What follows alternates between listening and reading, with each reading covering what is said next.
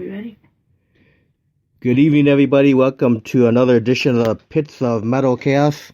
This is Dave. I got my special guest, bassist from Damien. Kevin, how do you say your last name? Kekes. Kekes. Yes, sir. So, Kevin, man, this band started way back in 1989? We actually started before that. We put out our first album in '89. The band started about 1982.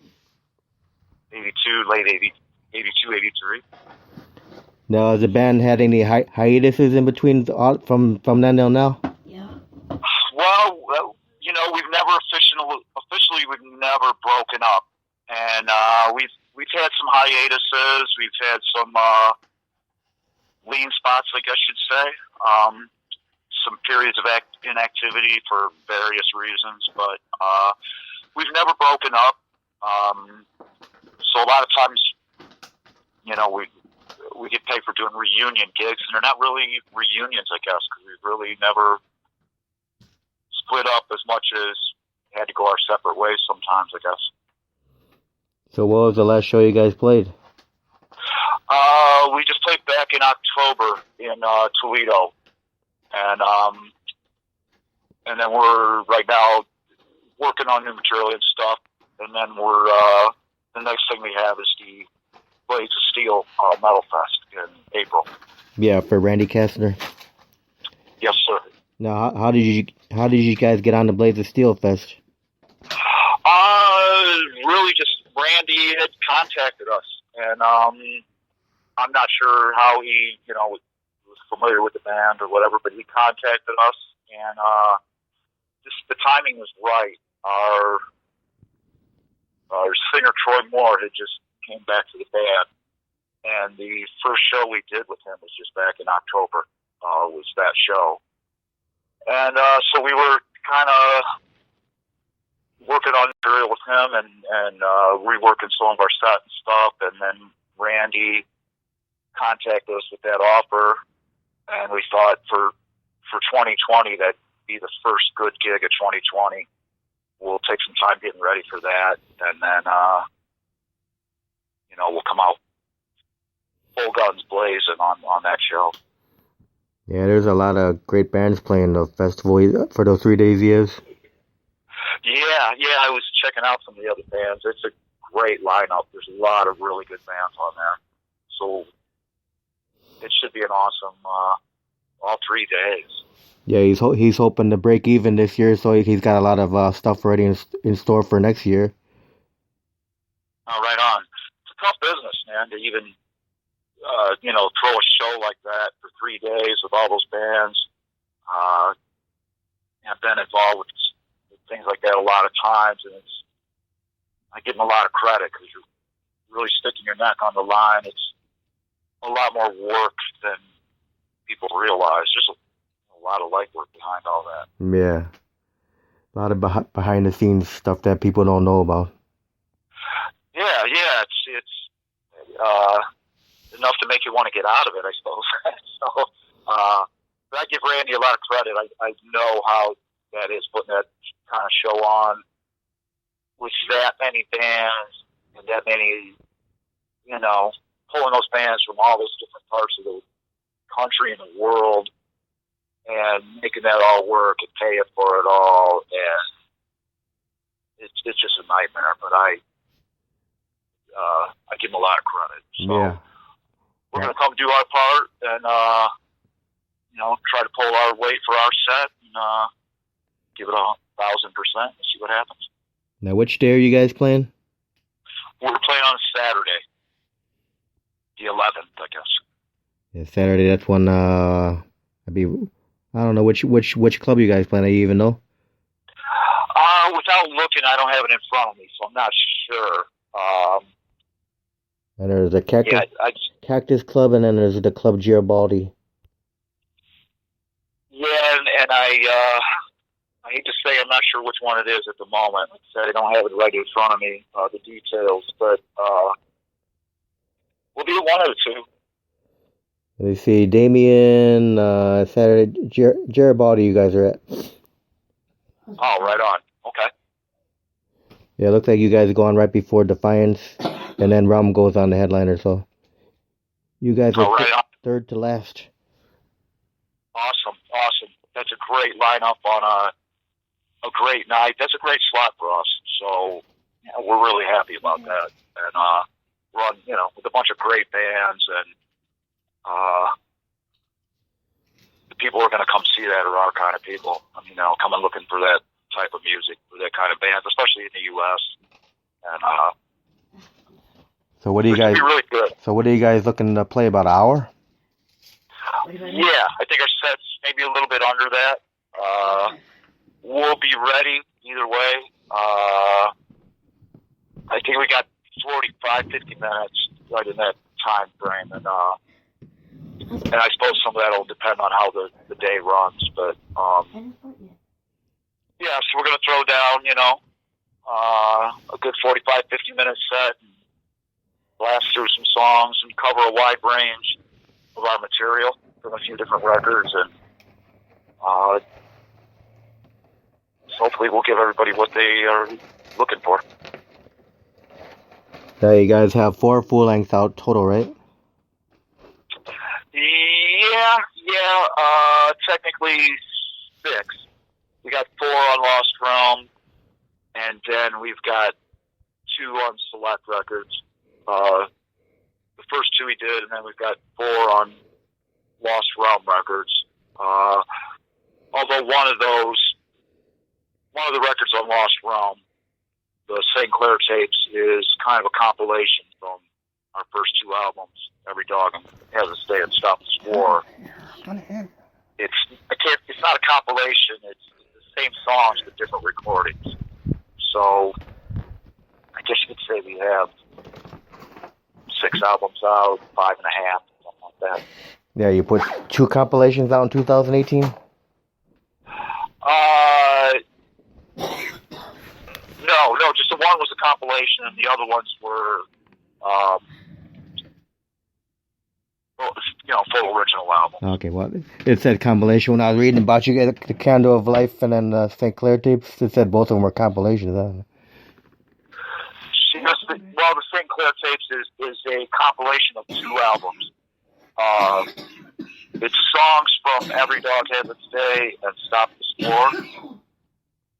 So, but the recordings we made were before Stop This War and Every Dog. They're different recordings. So we recorded all those songs, and then when we got a record deal with Select Records, we went in the studio and re-recorded all that stuff.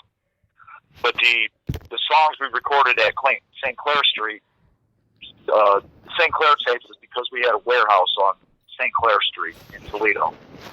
And we recorded all those songs in that warehouse. And then that recording got set on a shelf for like 30 years. We ended up getting a record deal, and that recording, we set it aside because we went in the studio to re-record. And so we didn't even listen to the St. Clair tapes for like 30 years. And then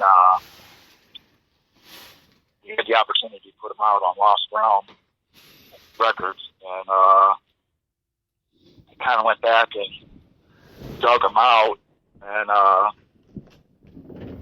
realized this stuff I hadn't listened to in 30 years. And so some of the versions are different. There's a little bit of a different production on it. It's basically us live in a warehouse. There's no audience, but it's us there's no overdubs, just us going through the songs in a warehouse with everything mic'd up. It captures a really cool performance. We were like, in our early 20s, I suppose, back when we first started. So have you guys ever played in the Midwest at all? Yeah, we've not in the past couple of years, but back when we had the other albums out and things were rolling a little more, back in the MTV days and stuff like that, we were playing kind of all over the place, and then for a number of reasons we had a little hiatus, and then the business changed a lot, and it was hard for us to go back and start playing gigs throughout the Midwest. It was hard to get any bookings. So in the past few years, we hadn't played much outside of our region and our hometown region. And but that started to change again now. There's been a kind of a renewed interest in the band. And, doing the Metal Fest, the Blades of Steel Fest, is one of the first things So have you guys? that we're looking at this year. So, yeah. So have you guys ever played in Illinois or Wisconsin before? Yeah, we played in Madison. Oh gosh, Yeah, they played Chicago. it's probably been 20 years ago. We played in Madison, and the day we played in Madison, they got 13 inches of snow. And 2001? so we showed up, and like at 10 o'clock in the morning or something, and over the next course of the day, you got 13 inches of snow. Years ago. Huh? And Yeah, 99. 2000. So 1999. 2000? that could have been. It could have been. I don't really remember the year. Where they play at? I think we were supporting the album Angel Juice. And Where they play at? So what venue did you play in? What Madison? Do you even remember?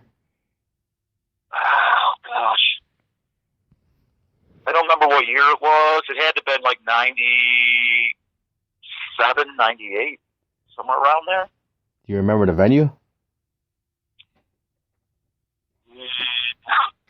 It was a small club right kind of in downtown Madison. I don't remember the name. Gosh, it's been so long since we were there. It was, gosh, I can't remember the name, but I remember because of the snowstorm, there's hardly anybody there. And, but it was a good gig. I mean, they treated us good and everything. We had a good time. But, it was literally 13 inches of snow. And, so it kind of, probably killed the day for a lot of people. But I can't remember the name of the club. Have you guys played in Chicago before? I know soon, the North Street. We've played in Chicago. I think we might have done the Thirsty Whale, and then there was another club there that we did. That was around the same time we played in Madison, probably around that same time frame. I can't remember the name of the other club either, but yeah, we've been to Chicago. We've been to Madison, and we've been to Milwaukee. I think we played the Palms Theater in Milwaukee, maybe. The big metro? So now, how did the name Damien come about? Well, that name came up. Our guitar player Chuck Stoll came up with the name.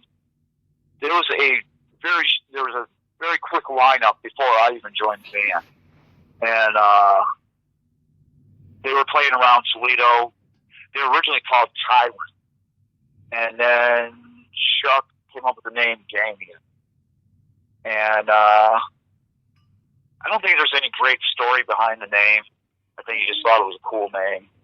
It doesn't have any great meaning behind it. So with that name, did some people think you were like a satanic band? I was just going to say that. Yeah, we get pegged for the satanic thing, and which I don't get that, because the name Damien itself really has nothing to do with that, as far as I know. I mean, there's lots of people out there with the name Damien. Yeah, like the Omen movie, Damien and the Omen. Right. I think that's where people pick up on it, and so somehow they connect that name with Satanism or the movie, or so. For us, it was just a kind of a cool name. It just kind of easy to remember. It hits you. It's simple and straightforward, and it stuck. And then when the band kind of took off, I mean, that was it. The rest was history. But I think it was just really, Chuck could probably tell you, it was just a straightforward name. It definitely didn't have anything to do with, Satanism or anything like that. It was. So it's not really Satan. Although we we've heard that plenty over the years, but Yeah, and the name Damien is not really Satanism, man. no, I have friends named Damien. You know, I think there's a Bible, uh, in a Bible verse. David. just a name. Just mention it. So now, what do you guys put yourself in a genre like? Kick-ass American metal? Yeah. You know, we started out, we were just kind of called heavy metal, I guess, back in the, you know, the 80s and the late 70s, early 80s. It was just heavy metal, and then it started to split into all these genres, subgenres and stuff. And, you know, we weren't quite heavy enough to be a speed metal band or a thrash band. We definitely weren't like a glam metal or anything like that. We just kind of always thought we were a hard rock heavy metal band along the lines of Sabbath, Priest, Maiden, UFO. You know, nowadays I don't know what you'd call us. We're metal, I guess you'd say, or a lot of young metal bands probably don't even consider us metal. I don't know. We try not to put a label on it, you know, but we're happy to be called a metal band for sure. We have no problem being called that. So what do you think about Ozzy Osbourne having Parkinson's disease now? I think that's sad. It's terrible. You know, who else had it is Glenn Tipton from Judas Priest, and it's terrible to watch it because it's like all of our heroes are, you know, reaching that very vulnerable point, and we just lost Neil Peart and, you know, Reed Mullin and all these guys that were our inspiration for all these years are. Yeah, they're dropping like flies, man. Yeah. I hate to say they're getting old because, you know, I'm right behind them, but just Ozzy's always had, you know, issues where you could probably say, you know, Ozzy's maybe partied too much or something, but to see Glenn Tipton get Parkinson's disease bothered me a little bit, and still does. I mean, I love those guys. I've met and talked to Glenn, and he's just such a down to earth, nice guy. And I never met Ozzy, but you know, he's one of our icons, our legends of our kind of music. And you know, there's going to come a day when we get up one day and, you know, you see all over social media Ozzy's gone, or, you know, Geezer or Rob Halford, or it was kind of shocking to lose Neil Peart, you know. He's such a huge part. Their music is such a huge part of certainly my life, you know, millions of people. But yeah, cancer takes too many of our musicians. Yeah, cancer, and you know that lifestyle probably lends itself to when we were all younger, beating ourselves up a little bit, you know, through partying or being on the road forever, you know, not eating right, not taking care of yourself right. You know, then we all get older and we're just as vulnerable as everyone else. And, you know, like we like to think these musicians we see in videos and concerts and everything, they kind of get immortalized. And then, you know, but they're aging right along with all of us. And we're all human, and life is short. Life is precious, and we got to make the best of it, right? Yep. So Kevin, what year did you start playing the bass guitar? I started playing bass probably about 1980, 79 or 80.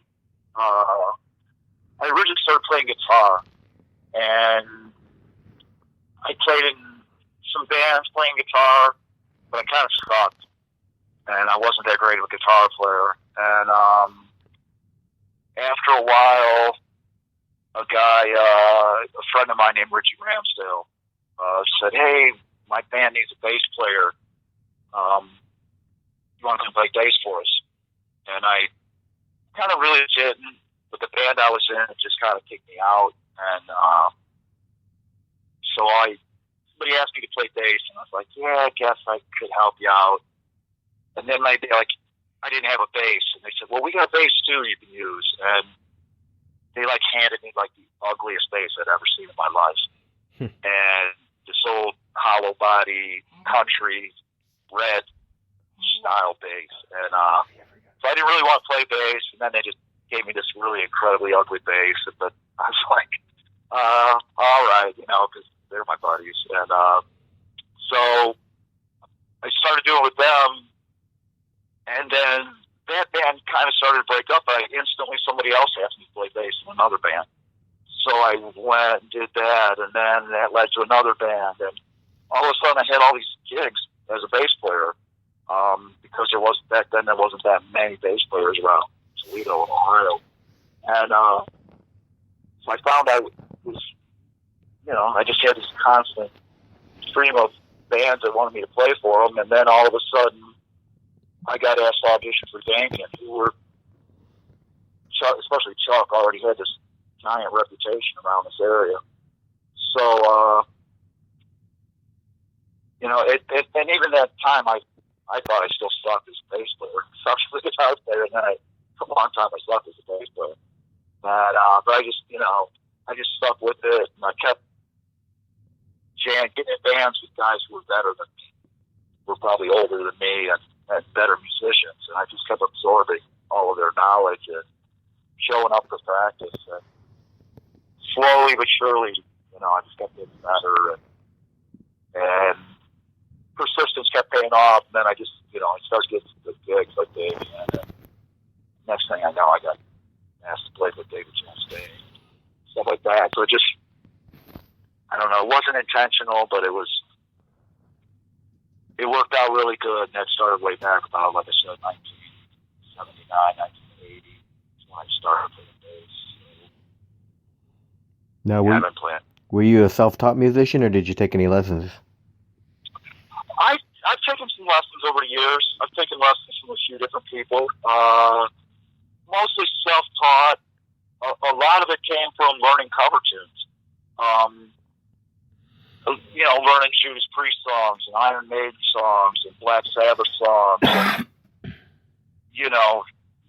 when you got to learn how to play like Steve Harris, you got to step up. And right. or Geezer Butler, or all these great bass players. And so I was learning a lot like that, because Damien, back in that day, we were playing originals and everything else. But if you were a band in the Midwest, in Toledo, or some of these DFD cities, back in that day, you kind of had to play some covers too, because clubs just didn't want to even give you a gig if you played all original music. And that changed over time, but back in that day, you just couldn't get a gig without playing some covers. So instead of just playing a bunch of popular stuff, we said, we'll play covers, but we'll play like Black Sabbath and Judas Priest and stuff, and throw in the occasional, I don't know, I want to say more popular tunes, but they were only popular if you listen to metal.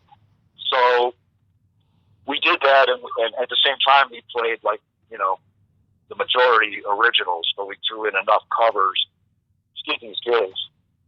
So it worked for us getting the gigs, and at the same time, we had to study learning those songs, and we do stuff like Michael Schenker Into the Arena. So all of a sudden, I had to learn the bass parts to Into the Arena, which is no joke. So it's like, so a lot of my getting better over the years was based on learning other people's music, and I would stress that for anybody learning an instrument is don't be afraid to learn other people's music. And be like a sponge. So, we did that, and then even recently, even now, we had the opportunity to, Shut up, Dave. being in the U.S., we wanted to play a few covers for certain reasons. And so we said, if we're going to do that, we're going to play cool stuff. So, we are just playing top 40 cover tune stuff. We were doing like old Zeppelin tunes or old Deep Purple, stuff like that. So it's stuff that keeps us on our toes. And I sit around and learn stuff like that if I want to get better and learn. I try to learn some Geddy Lee parts or things that challenge me. Now, do you guys have a big following in Ohio? I like to think so. I let other people be the judge of that. But, yeah, Toledo in Ohio is like our hometown, our stronghold. We grew up around here and have played hundreds of gigs around here. So that's where our loyal, big fan, our home base is. But, we have a good fan base all over the world, thankfully. And a lot of it's surprising to us. And what happened over the years is a lot of our material got bootlegged all over the world.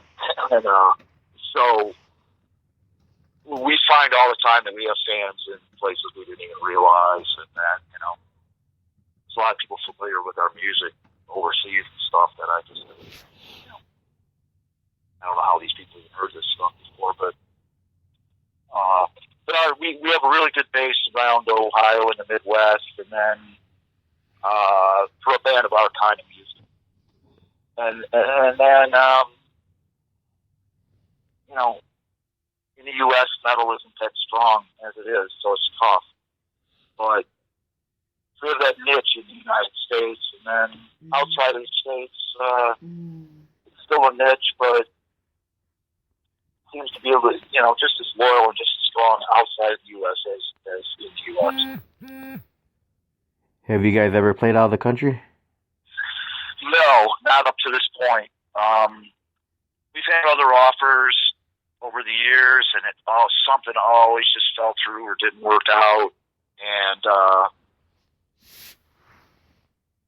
whether we had the wrong contacts or this or that, it just didn't happen. But all that has kind of slowly changed now. And with the Lost Realm deal and some other things that have happened, we're looking at doing some overseas stuff now. We've had a weird career. It's, the first label we signed to wasn't really a metal label, and they didn't really know how to promote us very well. They didn't have any metal contacts. That was Select Records out of New York that did our first two albums. So, for a lot of reasons, they weren't able to get us in those networks that were all those bands were getting to get overseas and stuff. And we kind of missed out on a lot of that. And we changed labels, and we spent a lot of years self-producing our own stuff. And so a lot of that stuff just didn't happen for us. But while that was all going on, our records were doing well over there and selling and getting bootlegged and, for various things. And so that created a niche for us that now there's a demand for us to do that kind of stuff. But the first couple of decades of the band, it was a lot of missed opportunities and a lot of things that just fell through and fell apart, unfortunately. So who are some of the biggest bands you guys have shared the stage with throughout your career? Let's see, we've played with Flotsam and Jetsam. We just did some stuff. We've opened for Vince Neil. We've played with Rats.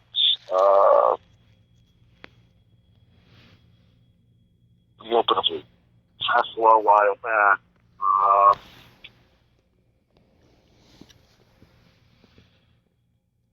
Oh gosh, I know there's some other stuff in there. We never really got any tours and stuff like that. But What was the biggest festival you guys played? festival-wise, probably just stuff around the Great Lakes here. Like I say, we were one of those bands that missed out on all that. We never got in those networks with a lot of metal bands of the 80s and early 90s and stuff. We probably never made those contacts or never had the same agents or, talking to the same people. So most of our career has been spent with us doing, stuff on our own and stuff with other obscure bands. And, we get the occasional things here and there, but a lot of it just slugging it out on our own, I guess you would say. We're really happy to be doing the Blades of Steel Fest coming up. We'd like to be doing more stuff like that.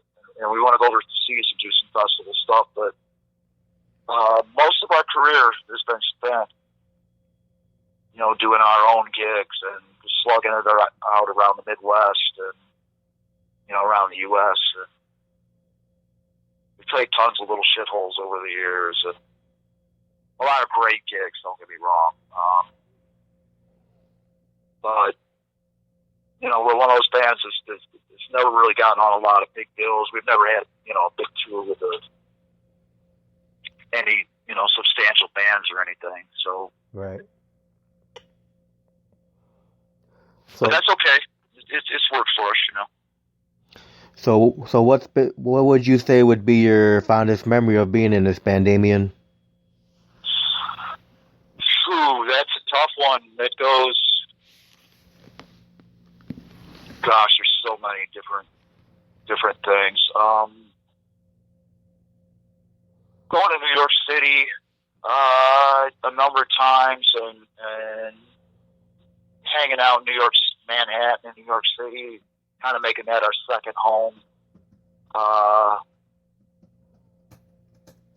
had a lot of great times doing that. Damien's it's been a roller coaster. So, like I said, we've had a lot of, we're one of those bands that just slugged it out for years. We've had a lot of really good things, and we've had, some really hard times. We've had, people in the band have had personal disasters to deal with at times. And, so it's been a lot of up and down roller coaster ride of everything. But a lot of the good times in Damien is us hanging out with each other. And, like getting in a van and going to New York, just all the jokes we make with each other and the good times we have. I mean, we still have fun after 40 years of being together. We still have fun when we go to practice. We still fuck with each other. We still, we enjoy hanging out together and stuff. So it's, Yeah. and because our career has been kind of tough, a lot of those fun times have just been us like caught up in these disasters or the things that we just look at each other and shake our heads and go, the nightmare continues, or it's just been a series. I can't point to any one thing that I go, that's the best time we ever had or something. I'm still in the band after 40 years because we still love each other and have a good time, and we still like to think that we make good music. And when we play, we still try to tear it up. So it's being in the band itself it's like being in a family, and for better or worse, good times, hard times. Part of the good memories of that band is just the brotherhood of all the shit we've gone through together. And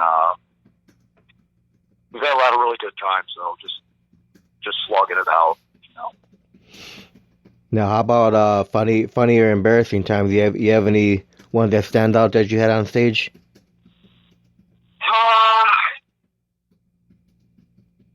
Yeah, we've had, I guess,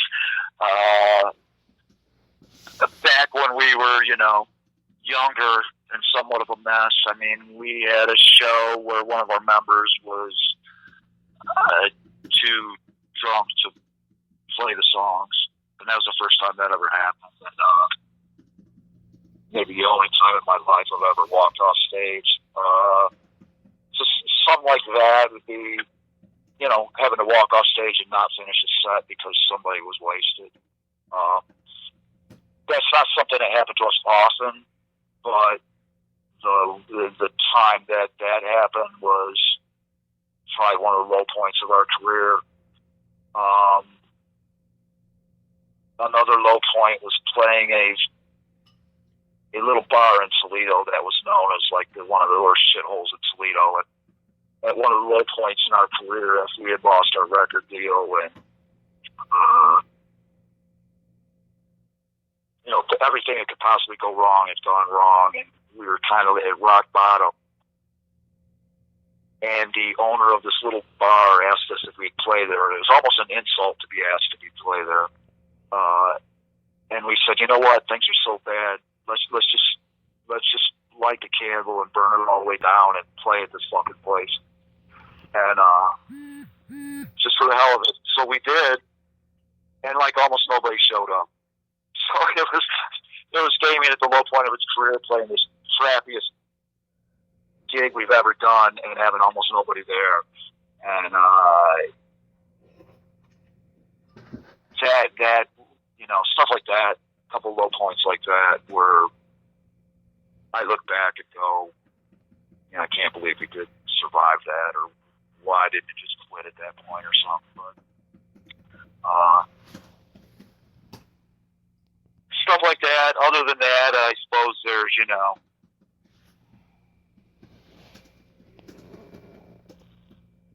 having malfunctions on stage or something that are just normally stupid stuff. You shake your head and go, Yeah. after all these years, we're still having these problems. Or, you know, the PA still goes out for some reason or something, you know. Stupid things like that. All right, so we've had other crazy times. Our drummer, after a gig one time, our drummer got in a fight out of a parking lot of a bar and got ran over intentionally by a car. Dragged him underneath the car for, you know, 200 feet. What did you drag underneath the car? Ended up in the hospital, and, you know, You killed somebody? really stupid stuff like that. one of the band members got hit by a car and got dragged on it. Really? What kind of car was it? So what happened to that driver? Did he get any charges on him or anything? No, it's kind of weird because he drove away from the parking lot of that, and he saw a police officer down the street. He said, I think I hit somebody back in this parking lot. The cops went back there, and our drummer at that point had got back on his feet and walked back into the bar. And there became a big mix-up about it, and I think the guy kind of got away with it as an accident because I think our drummer probably had alcohol in his system or something. But the guy ran him down trying to kill him, and literally intentionally drove over him and dragged him underneath the car. And I don't think anything came of that, but cops probably looked at it like, some rock band getting in a fight out in a parking lot. Who cares? But we have tons of crazy stories, I suppose, stuff like that, which are a distraction from the music, of course. I mean, but when you're a young rock band and you got all this going on around you and everything else, we had plenty of wild times. All right, so Kevin, I'm going to ask you a few fun questions here before we close out this interview. Mm-hmm. What is your favorite food you like to eat? My favorite food I like to eat. Oh man, I'm a connoisseur of food, and I'm actually. It's funny because I get crap over this all the time, but I don't eat any kind of animal protein or any kind of meat. No meat at all? Stereotypically a vegan, I guess you'd call me. My favorite food is got to be like exotic stir fry kind of stuff. I make all kinds of crazy food. You know, I'm kind of a health nut. So I eat a real plant-based, athletic kind of diet. And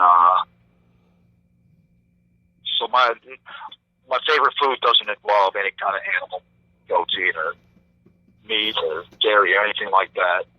And I don't know. I guess that's true. Some people hate this or that. But, all right. Well, what's your favorite beverage you drink?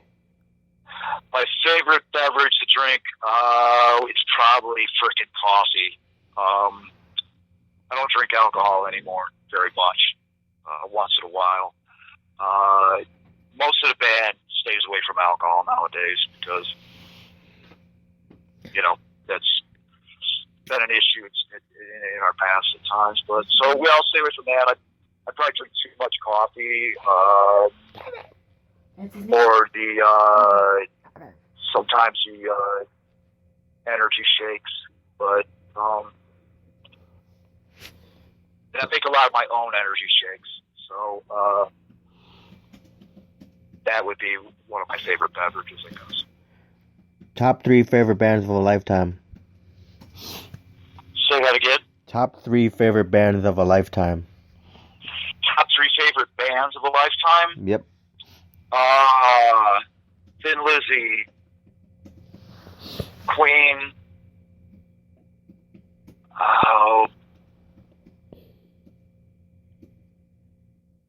high for Black Sabbath and Judas Priest. What was the first concert you ever went to? My first concert was Thin Lizzy and Queen at the Toledo Sports Arena. So yeah, the first show I ever saw in my life, I was watching Phil Lynott and Freddie Mercury. Yeah, very cool, man. Yeah, that was I didn't realize at the time what I was seeing, but yeah, that was the first show I ever saw. Now, how many social media sites can we find the band Damien on? We have our Facebook page. We have an Instagram page. I don't think it's like an official one. It's you see, part of the thing was we had gotten away from a lot of this stuff, and then over the past couple of years, all these opportunities popped up for us. So some of the stuff is we're still revamping some of these things. So right now we mainly operate off of our Facebook page, and that's where we get most of our, we spread our information and best way to contact us. So we're in the process of revamping all that stuff though. Right now, Facebook, and that's the best way to get a hold of us. Awesome. Well, Kevin, I want to thank you for taking time to do this interview today, man. Thank you, Dave. Really appreciate it. Anything we can do for you, let us know. And catch us at the Blaze of Steel Metal Fest. My wife says she's excited to see you guys on Saturday, April 11th at Blaze of Steel Festival, man. Thank you. I look forward to seeing you guys and saying hello and talking to you a little bit. Slayer! Thanks. Thank you very much for the interview. Really appreciate it. Oh, no problem, man. You have a great night, Kevin. Okay, you guys too. Thank you very much. All right, bye. Okay, bye.